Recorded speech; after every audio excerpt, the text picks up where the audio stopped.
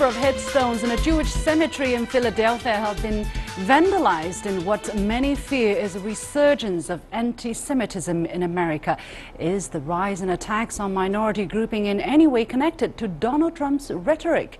And China's film industry became subject to a new law today. What difference will it make to the country's film industry? I'll be talking to a filmmaker to find out. Welcome to The Point. I'm Du Xin.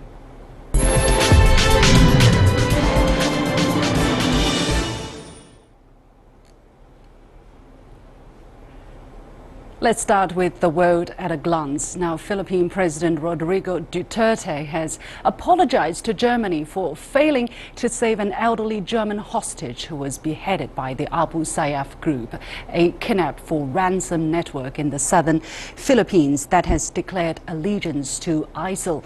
Duterte told reporters that it's a matter of policy not to surrender to the demands of paying ransom. It will just increase the numbers, he said. If you give in and pay, there will be more victims and no end in sight.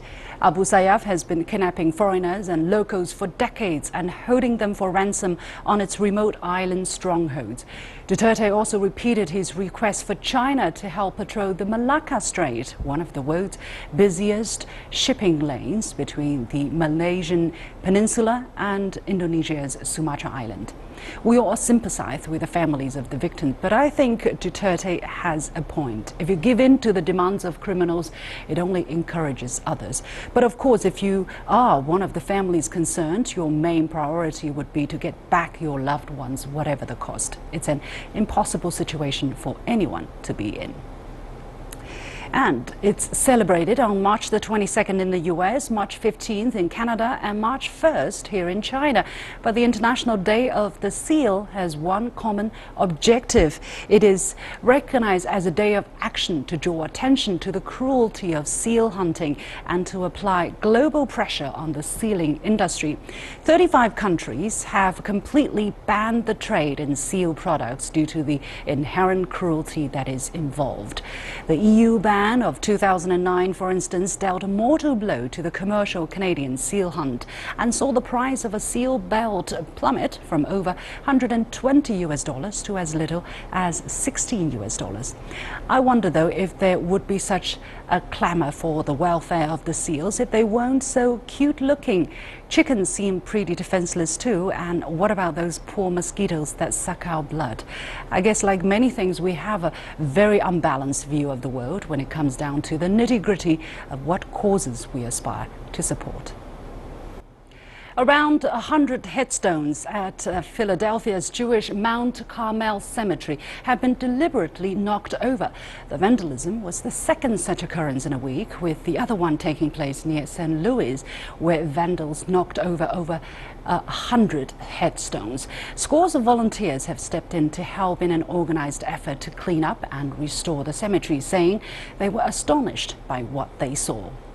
I would say 100, somewhere between 100 and 200 headstones have been completely demolished, toppled, overturned, and this is not a one-person job in 10 minutes. These headstones, some of them weigh a ton and a half. This is absolutely insane. These people are human beings, just like you, just like me. They're not different. I thought this was all over with. You know, why is this still going on? I mean, grow up, world. Just shocked. I'm beside myself. I've never seen anything like it in my life. How anyone could do that. You know, topple stones. What kind of disrespect is that? Now, U.S. President Donald Trump began his speech through a joint meeting of Congress on Tuesday with a condemnation of the attacks on the Jewish cemeteries in St. Louis and Philadelphia. Recent threats targeting Jewish community centers and vandalism of Jewish cemeteries, as well as last week's shooting in Kansas City, remind us that while we may be a nation divided on policies, we are a country that stands united in condemning hate and evil in all of its very ugly forms. Now, besides the vandalism at the two Jewish cemeteries, Jewish neighborhood centers in 11 states have received telephone bomb threats, with some even getting the messages more than once. Although all of the calls turned out to be hoaxes, it had already led to panic among Jewish communities. The Jewish neighborhood center urged that the federal government authorities should speak up and speak up powerfully versus this scourge of anti-Semitism throughout the nation. The Anne Frank Center also called for President Trump to make a forceful denunciation of anti-Semitic hate crimes. So is anti-Semitism on the rise among U.S. communities? What measures will Donald Trump take, or could he take, to improve the situation? I'm joined on the line by Dr. Sean Halper of Yale University, who is a historian specializing in Judaism and Israel. Dr. Halper, thank you for joining us today. Now, are we seeing a rise of anti-Semitism in the United States, in your view? Yes, absolutely. There's no question about the rise of anti-Semitism, and contrary to President Trump's condemnation, he's actually been a large contributor to the environment in which this anti-Semitism has been flourishing. Of course, anti-Semitism has been on the rise globally. It is not just an American phenomenon, but we see it in Europe as well. But in the United States, a particular right-wing form of anti-Semitism has been flourishing since Donald Trump was elected, actually since he began his campaign. This is not a media sensation. According to the Anti-Defamation League, there have been just over 90 bomb threats since January of this year. And according to the Security Community Network, I have their report here, there have been 190 anti-Semitic incidents just in the last 45 days in the United States. So it really is breathtaking. Yeah. Of course, I think it is clear the rise of anti-Semitic crime or messages, but we have also seen the kind of hatred toward other minority groups on the rise as well. So are you sure that this is just singled out against the Jews, or it's in general against minority groupings? It's both. Anti-Semitism, both historically and in our current moment, arises together with the hatred of other minority groups. That has historically been true, and it is true in the present. That one does not negate the other. Donald Trump's targeting of immigrants, of minority groups, his use of anti-Semitic rhetoric and hateful rhetoric against a large number of groups have contributed to that environment. The targeted attacks against Jewish cemeteries, the planned mass killing of Jews in a synagogue. One man in South Carolina was arrested for planning a mass killing of Jews in a synagogue. These are deliberately targeted against Jews. But yes, it flourishes within a climate in which other minority groups are targeted as well. So are you saying the reason that there is a rise of hatred against a minority grouping is that because of Donald Trump's coming into office, being elected to be the president of the United States, or there has been some kind of grudges or grievances against a minority grouping in the making already for a while? What would you say? What Donald Trump has done is emboldened a minority group in the United States, a group of white nationalists that are a very small number of Americans. But because he has surrounded himself with advisors who lean or are from what's called the alt-right, or the far-right neo-Nazi leaning elements of the Republican Party and of the right wing in the United States, he has managed to embolden these groups to feel that they can now assert themselves in a way that they haven't before. And he's done this rather deliberately. He's done this through winks and nods to these groups throughout his campaign. He had refused for a long time to condemn the KKK. He retweeted signs and articles from these anti-Semitic right-wing groups. He was not very forthcoming with his condemnation of even of these incidents, although he's very quick to condemn, Arnold Schwarzenegger for not getting enough ratings, or his political opponents through a tweet. So he very much deliberately was using these groups to come into power, and has benefited from that enabling. But at the same time, we're seeing that, for instance, during the joint press conference with visiting Israeli Prime Minister Benjamin Netanyahu, he has shown or exhibited a particularly close relationship with Israel, with the people of Israel. And we also know that his son-in-law is also Jewish. So what do you make of this? I mean, to me, this is a mixed signal again. Sure. Support of Israel and the enabling of these white nationalist groups are not mutually exclusive. In fact, quite the opposite. Trump,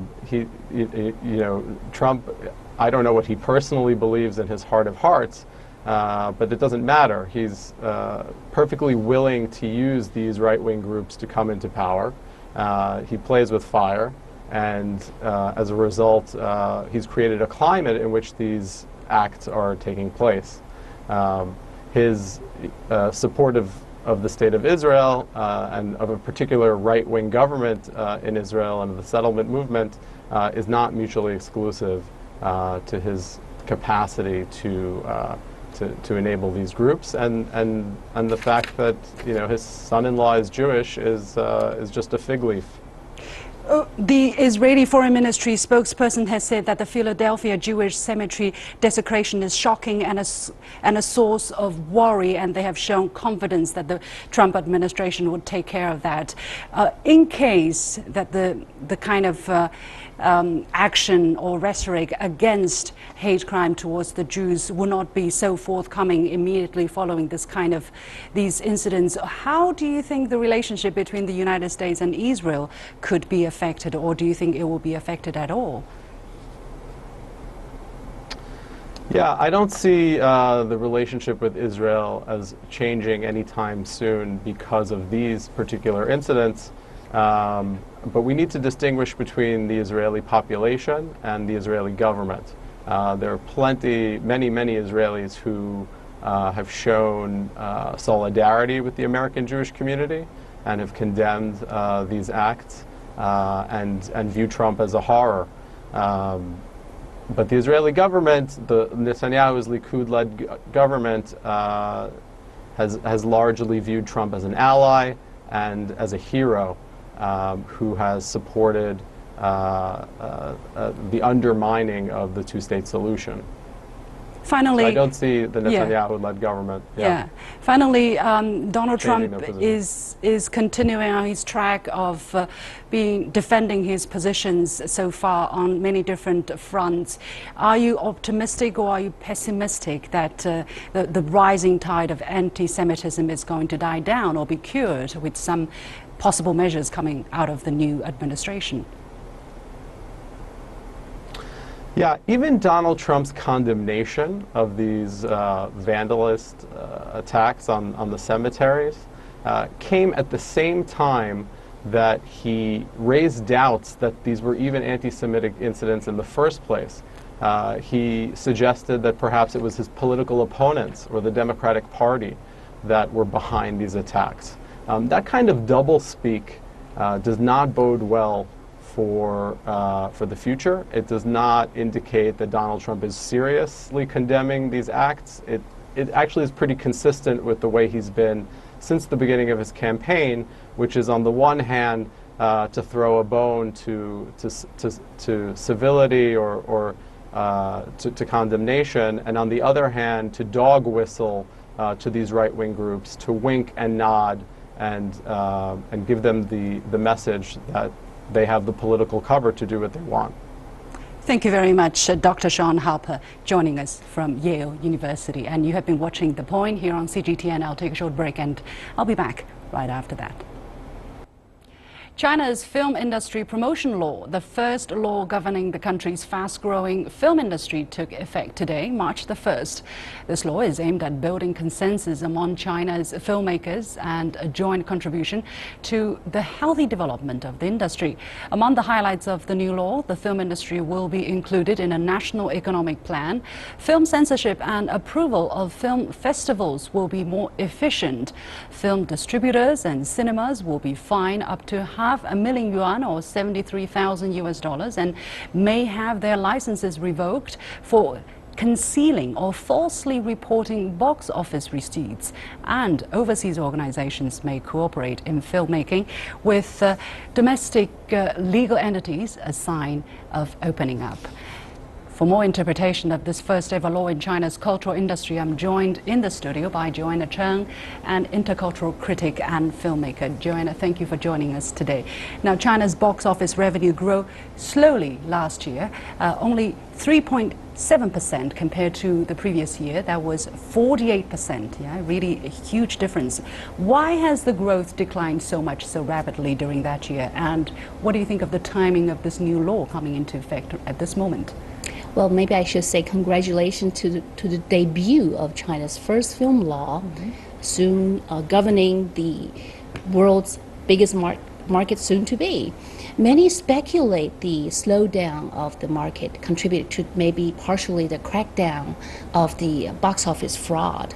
But I think everything has a cycle. China has been experiencing almost a decade of cinema growth. And here comes a time, maybe the market is more maturing. I think the China film market has been experiencing a period of bubbles, in my view. And now is probably a time for a reality check. So the law come into being is quite timely. I'm sure you had a quick look as an industry insider or somebody who is practicing film. You must have read a little bit about the law. What stood out in your mind? What caught your attention the most? Well, I was doing a very religious item by item reality check. What really strikes me is emphasis on the content has to be the socialist core. And I'm wondering, how does Hollywood cope with this?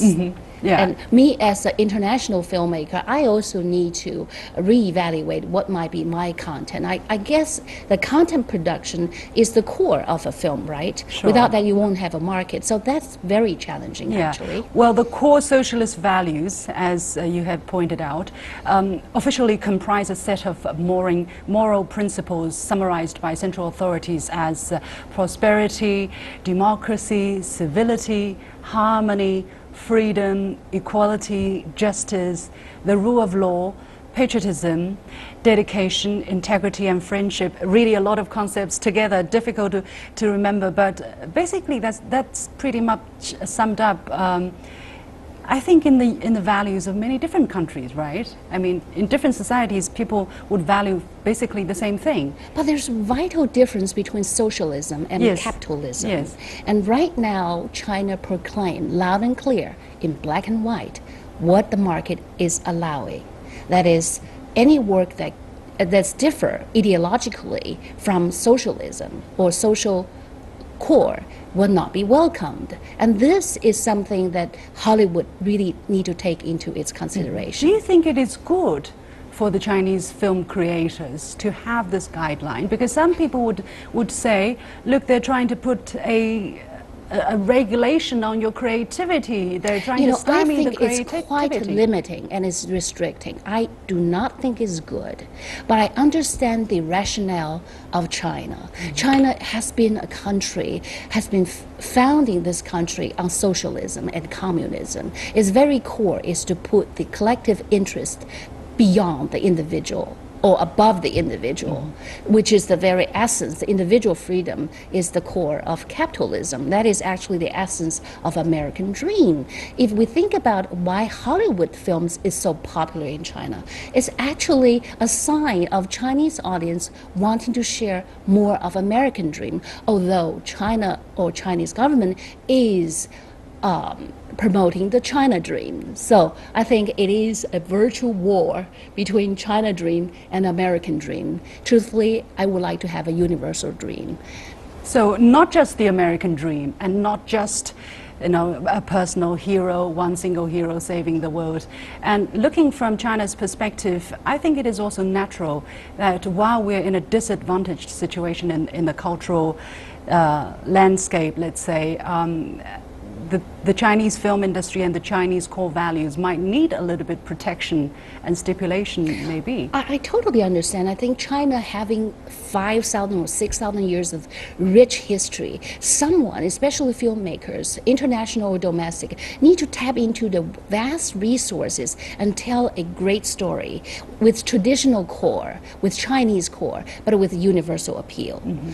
But the value, the individual value that embedded in this film is, it brings out a political point of view. That is where the challenge comes into. Yeah, how do you think Hollywood can cope with this law? I want to say to Hollywood, please bear no illusion that China would welcome a film with different ideology. Hollywood has been bending over backwards to please China in the past decade, and they have been doing a great job. Look, they have 34 films coming from United States mostly, and last year they even have 38 films come into. As you know, the quota system is going to end by the end of this year. Whether it's going to be lifted or it's going to be renewed is waiting to be seen. But Hollywood should really reevaluate the strategy, how to deal with China. And I think they're making great progress. Seen through the recent film, they have more mixed casting. We have storyline to be more mature in terms of main story content. So I'm hopeful for Hollywood. Mm-hmm. And they really have to take a greater look at what China is looking for and producing contents that are catering to the Chinese appetite, maybe, or? Right. The bottom line for Chinese film industry to have a law is to grow China market, not the U.S. market. Hollywood is just a sidebar. Hollywood want to access the biggest world market, but in fact, Chinese film takes more than 55% of screen time. Hollywood film or any foreign film is only like not even 1/3.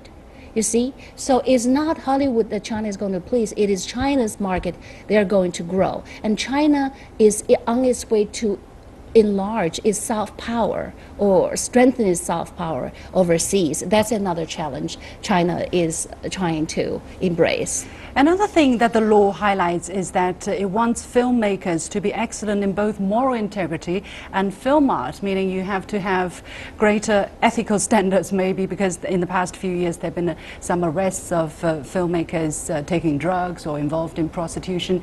How do you look at that kind of regulation? And I think that's not to mix two different things. One is someone involved in film industry taking drugs that they have personal morality problem. Another one is a creative issue. If they're creating a script that's probably step onto the toe of certain government officials, that is a landmine that filmmaker that's probably will be stepping into. And I personally sometimes would like to create works with great social criticism. I think the function of art is to create a serious observation of society, criticism. That's not welcomed. That is, the essence of art. With this new law, are you seeing progress of China further opening up? Definitely, definitely. That's why it's worth celebrating. I open our dialogue with congratulating China. This law has been in the works for the past 6 years. It has been a dream for several generations. It's a great milestone for China film industry to move forward, to get themselves into the global scene. But it is China's interest that China is protecting. Hollywood need to work even finer, fine-tuning its strategy with China. Mm-hmm. If you would give one suggestion to the Chinese film industry, what would you say finally? Be more open-minded. You mean the regulator or the creators? Media regulators and filmmakers be more courageous, break the boundary, test the water. Film regulators, be open-minded, be generous, be brave. China will grow even better if you're open to criticism. I think that is the general trend, although we want to take it step by step in a prudent manner. Maybe. Well, let's hope so. Well, China was open itself, quite a while ago, but it closed down. So the socialism ideology, well, I think continue to be its main ideology. I'm not sure when it will change into a more open one.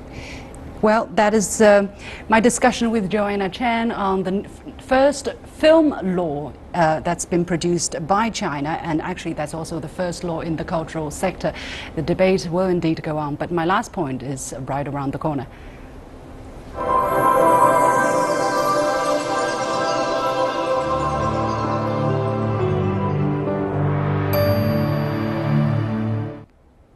Well, many are calling this law a milestone in China's film industry. Since 2003, the industry has indeed grown 45 times as large, and now it has a legal foundation under which it can operate. Some other question the practice of putting ideology above creativity, whether that's going to stymie creativity or lay a healthy groundwork for creativity is a matter of debate for now. And this law, on the other hand, brings some certainty and transparency to an area that previously sought clarity. That in itself, I believe, could be a positive step.